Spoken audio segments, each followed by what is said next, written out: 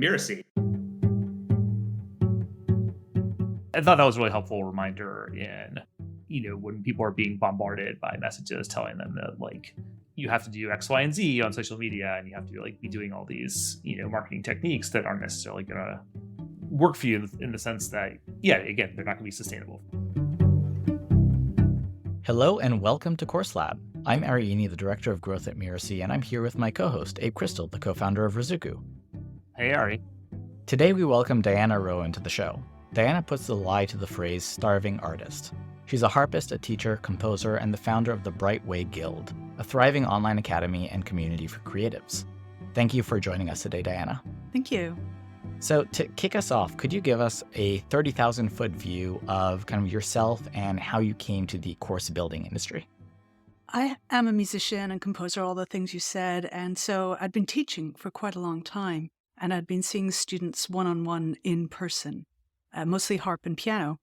And then I began traveling around the world a lot, performing, and I got my PhD in Bulgaria. I love Bulgarian music, so that's a long story. But essentially, I couldn't see my students in person as regularly. So I began teaching them on Skype back in the day. And I mean, the resolution was pretty much zero, but still, we were able to get work done.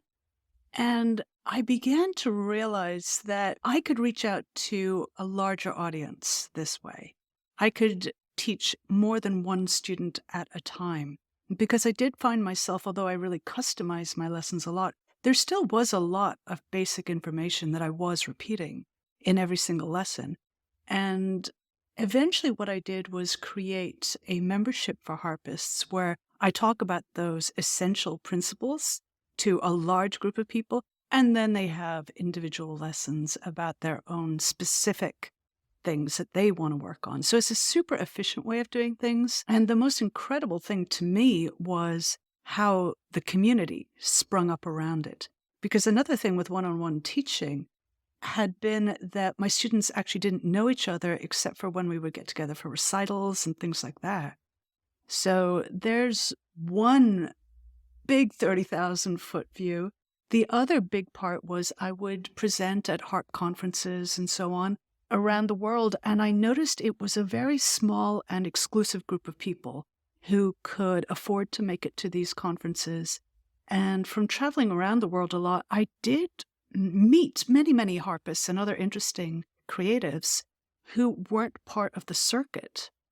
And I was like, what would it be like if I created an online conference? Now, I didn't know about virtual summits at the time, but that's essentially what it was. I created virtual summits. I did 4 of them in total, where I brought in amazing harpists that were not necessarily part of the usual circuit and introduced them to the harp world. And that was an incredible experience for absolutely everybody. I loved doing it. And perhaps the most exciting part was how much it democratized the harp world. It became much more accessible to people. So could you tell us a little bit more about the membership that you've built? It sounds to me, and I'm just kind of saying it again to make sure I understood it correctly. So there's pre-recorded content that's for the... Yeah. Okay, so it's not group lessons, there's pre-recorded content and then there are individual lessons with your students? Yeah, now not everybody in my membership takes individual lessons with me. Okay. Some of them do, some of them take with someone else, some of them don't take any individual lessons at all.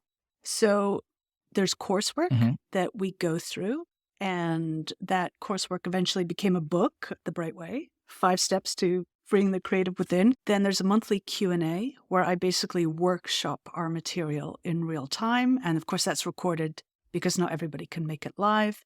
And a hugely important factor is that we have almost daily Zoom meetings in our circle. So we call it the Bright Way Harp Circle. And most of these meetings are actually run by members themselves. And there are numerous other meetings, including 2 co-practice meetings. And I actually host those ones. And that's where we get together and we practice for an hour and a half. Whatever you want to practice, you practice that thing. Essentially, it's co-working. We also have a Facebook group. And so we're pretty full bandwidth as essentially a harp school online. And there are many, many elements to the membership, but that doesn't mean that everybody should do everything. Right. So sometimes when people first come in, they try to do everything. And it's like, well, no, it's not intended to do everything. Because some people are social learners, they learn much better in groups. We have these weekly meetings that are happening almost every day. And some people are totally self-study. So they just watch the videos and they don't come to anything live. So how did this start and versus kind of where it ended up? It started essentially as a course with support. That's what I would say it was. There wasn't at the time, so this would have been 2016 maybe. There wasn't the understanding yet about how important community was to courses. And I'm sure you've found over time that the real make or break for a successful course is to have a community component of some sort. So there was absolutely, the secret Facebook group, but I was more focused on, okay, there's this great material that I can share from having already taught, for 30 years. And I can just give it to people. It's going to be so cool. And that was really important. But what I came to realize over time was it was really the journey people were going through together that was the most important thing. To see each other transform, to see each other interact with the material, that was the thing that brought it to a totally different level, and it became increasingly more community focused. I had originally come in, I think, with more of an idea of I'm going to teach all this stuff. Right. And I think many course creators do that, Absolutely. right? We come in, we have a ton of things that we want to unload. And I joke now because I create what are called these spirals, which are essentially these 6-month cycles. And so spiral 1, I joke back on that. I'm like, that was actually probably 4 years of learning material that I squeezed into 6 months and thought people, would be hungering for more. I thought that they would be, oh, this isn't enough. And it was really quite the It's like opposite. overwhelming, I'm guessing. Overwhelming. Yeah, because overwhelm shuts people down. And that's the end of the game. So another question that I was wondering about was, so it sounds these daily Zoom calls that you now have, it sounds like actually there are a lot of different elements of this community. Is everything, I know that you don't necessarily run all of these calls. Was everything brought in by you, or was it, coming from the community? A lot came from the community. I would say every meeting was a response to members wanting that thing. Now, none of them ever asked for more coursework, but what they would ask for was meetings and opportunities to connect. And just having that one Zoom link, we have one link to rule them all. So we use one link, they get on that link, and it can access all the meetings, all the Q&As, just making it really easy for them. I think that has been super huge. And so it came from them. The co-practice came from me. I had been having a lot of success with co-working in another context, actually in a marketing group. And I was like, God, this co-working works really well. What if I used it for music practice? So one question I had, it sounds like, as you were saying earlier, some people are using everything and taking advantage of everything available to them. And some people are, doing essentially the bare minimum. And of course, everyone is welcome. Whatever works for them is great. They're all in the same tier as far as pricing? No, Okay. They come in at different prices based on time. My original members are sitting there at a very low price. And then my newer members are at a higher price point. I mean, a lot more is included. And, I like rewarding my original members with that low price that never changes for them. Awesome. Abe, questions? Just curious to hear more about how you went from focusing on music and harp to like a broader focus. It seems like a big transition to go from like an area of specific skill to like a much sort of broader domain. Yeah. One of my specialties is helping people get through performance anxiety. So stage fright, which is a huge problem for musicians and actually for a lot of people in general. They get afraid to speak in public and so on. And I actually suffered terrible performance anxiety. It was so bad I actually gave up music for 4 years solid. And I did find my way back to confidence. And it was an arduous journey. And I managed to boil down that journey and what makes for a successful journey into my method of teaching, which I call the Bright Way. And at first I taught that to a very select group of students, probably for a couple of years. And I call that the harp ecosystem. And that's where we deeply went into my system. And I saw them all move past performance anxiety to going out to performing with confidence and all of this. So I was like, this is something very unique that I can offer to the world. I definitely want to teach harp techniques, and I do have a specialty in that I teach world harp techniques. I will teach about African harp techniques, Latin American, Celtic. But I'm also really interested in what's behind all of that. The creative process, getting in touch with your creative voice, being able to recognize it and manifest it in the world with confidence. That became a total mission for me because it had been so hard for me to do that. I knew I had it inside me, although there were definitely moments I had doubts, but there was no system for accessing that. And I did come up with a system for it. And so I think that's why I kind of pulled back from the direct, here's what you can do with the harp. In this context, here's what you can do, to this deep dive into creativity. What have been your lessons learned in terms of teaching and helping people with that sort of broader, area? It's going broader gives you a lot of flexibility, but it seems like it can also be more challenging in some ways, right? It's not a specific skill or technique that you're teaching. That came up much more when my book got published, because my publishers very much wanted me to play down that I was a musician and play up that this process works for anybody who wants to be more creative. The big problem for me became I didn't know who I was talking to at that point. I couldn't target my messaging in a way that felt right to me. I was just kind of like, well, you can be creative and this is how. And I didn't have any specifics about someone who, for instance, works in an office and wants to be more creative. I can be so granular with musicians. I know exactly what it feels like to go through the creative process. But when it got to trying to address a wider audience, I got confused. And so I would say that was a big lesson learned, because then I pivoted back to look, I'm going to talk about being a musician because that's who I am. And that's my direct experience. And yes, 100%, I know that my system works for other people, but I can't talk to them in a totally authentic way, the way that I can to musicians. I can't give them specifics that make them feel seen. And I think the most important thing for a student is to feel seen by the guide. So that was a huge lesson learned.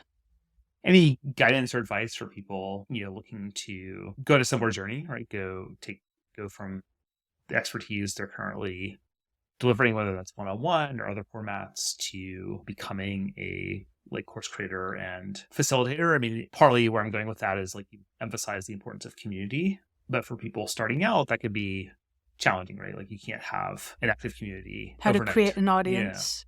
Yeah. I do have to say that creating the virtual summits that I did, the online harp conferences, that did create a huge audience. And that's kind of a big task to undertake, So that is not necessarily realistic for people to do unless they're willing to spend a lot of time, in which case it's totally realistic to do. It's not like it's so hard, it's just time consuming. So I did build the audience that way before I offered the membership. But I would say, relationships are everything when it comes to almost anything. Going into Facebook groups and talking with other people who are dealing with issues that you want to teach about, and just giving some feedback to people who are struggling, just a little tip here and there, starting to build relationships that way, but in a very respectful way. Because, if you go into someone else's Facebook group and you're basically, selling your thing, that can be a little disconcerting. But organically building up your own Facebook group around your topic, I think, is huge. And then in tandem, it's going to be using social media. So having little tips that you are teaching, so just really breaking it down tiny and going on TikTok, for example, I think would help in the audience building. Absolutely, the bottom line is to build your mailing list. So that is the most important thing, is to build up your own email list of people so that you can have a community. You do have to learn about marketing. There's no way around that. And if you have the bandwidth for it, a few Facebook ads could go a long way. So I'm curious. You've been speaking about building the audience, and I agree. If you don't have an audience to market to, then you don't have a business. Yeah.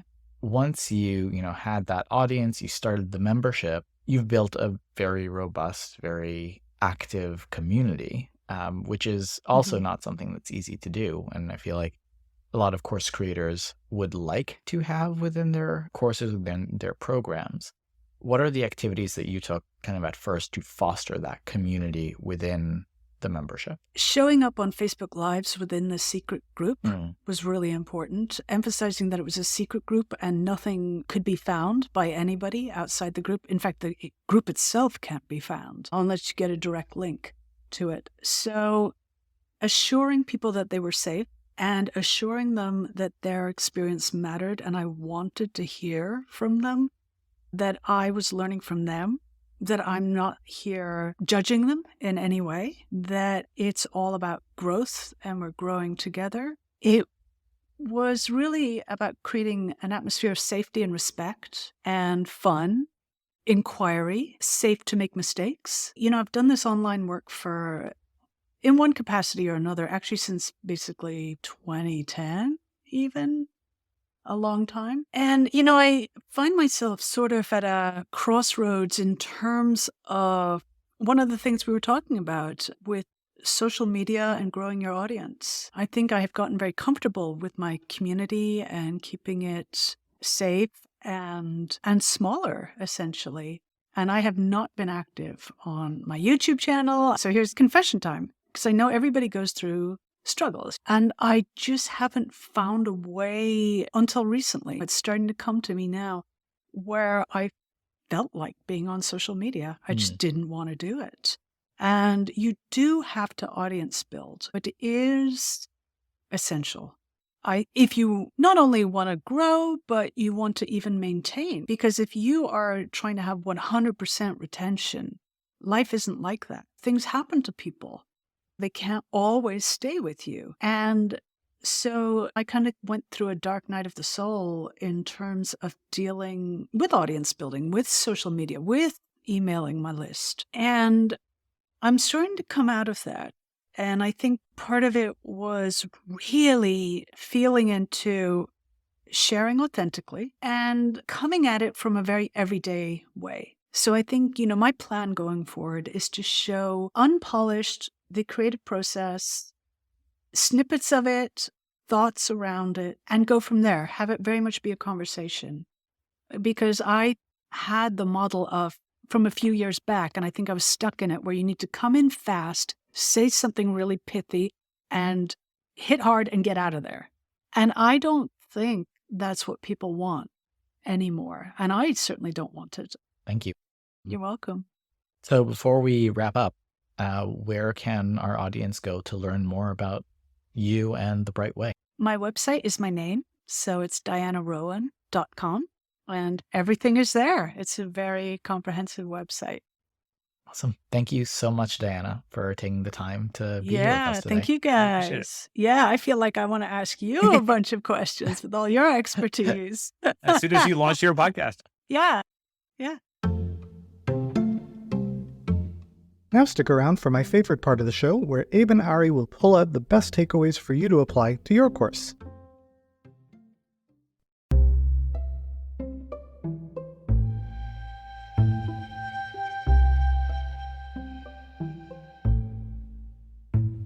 We are back for the debrief after a very in-depth conversation with Diana. Yeah, what was jumping out for you? Well, one thing that I found really interesting and I think is a really good lesson is how she was saying that the publisher of her book kind of wanted to push her to reach out to a broader audience, broader than musicians.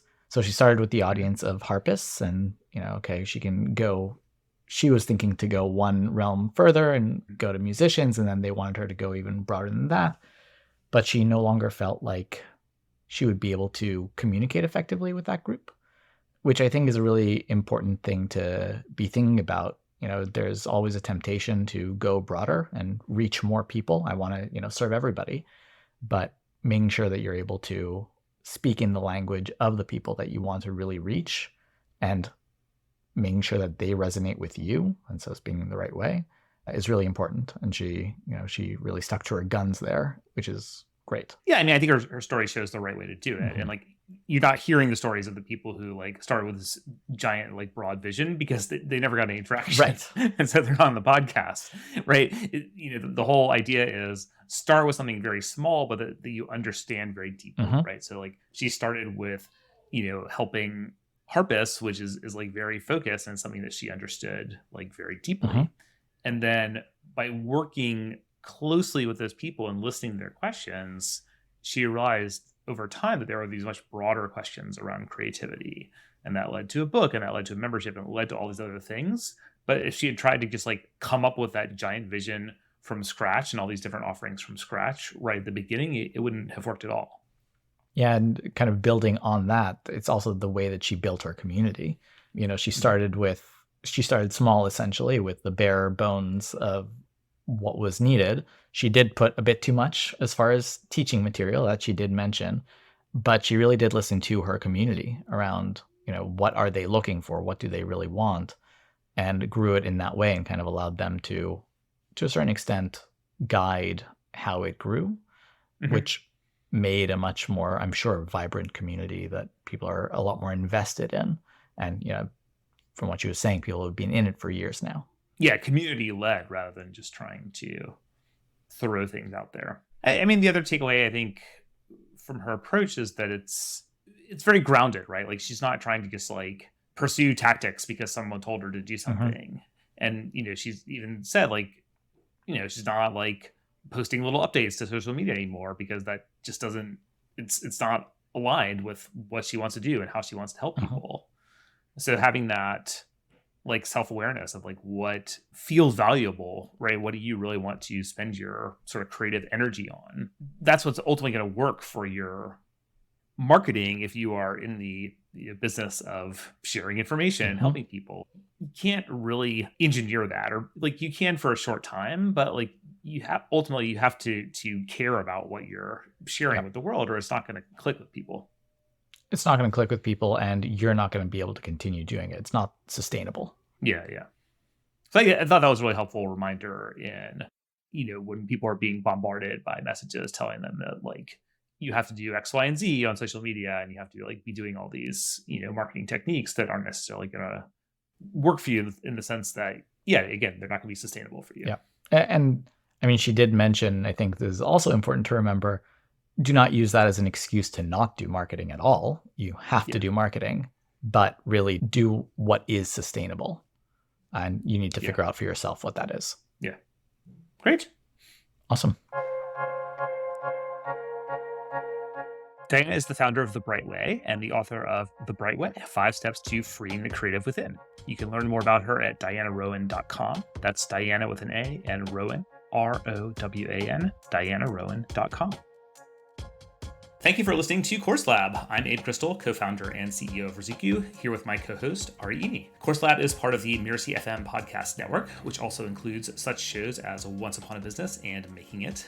This episode of Course Lab was produced by Cynthia Lamb, and Danny Eni is our executive producer.